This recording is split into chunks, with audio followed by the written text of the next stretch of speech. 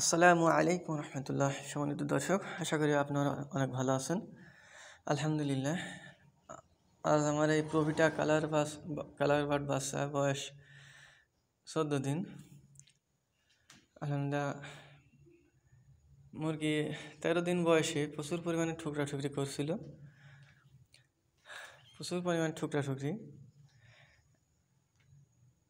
আলহামদুলিল্লাহ, আজ এখনও ঠুকরি করিনি। আমি 6-7 বছর সোনালী মুরগির সাথে জড়িত। এই 6-7 বছর ধরে যে জিনিসটি খাওয়াচ্ছি ঠুকরি করলে, এই ঠুকরি করার কারণ আপনার দেখুন, অনেক সময় আমাশার সমস্যা হলে পেটের ভিতরে কামড়ায়, প্রচুর পরিমাণে কামড়ায়।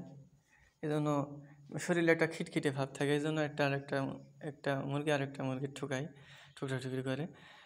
আবার অনেক সময় অল্প জায়গায় বেশি মুরগি হয়ে গেলে অনেক সময় ঠুকরি করে।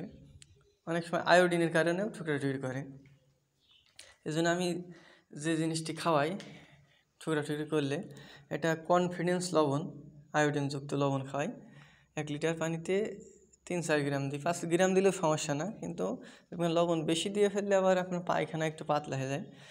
এই জন্য আমি লবণ খাইয়ে তারপরের দিন থেকে বা সেদিন থেকেই আমাশার ডোজ শুরু করে দিই। আর আমি খাওয়াই কনফিডেন্স লবণে। অন্য কোম্পানির লবণও দিয়ে দেখেছি, সেতটা কাজ হয় না, কিন্তু কনফিডেন্স লবণে আল্লাহ পাকের রহমতে পরের দিন থেকে দেখি ঠুকরি বন্ধ হয়ে যায়।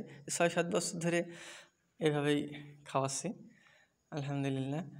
মুরগি কটি আজ 8:30 বাজতে গেল, এ পর্যন্ত 8টা বাজতে গেল, এখনও ঠুকরি করিনি মুরগিতে। আলহামদুলিল্লাহ।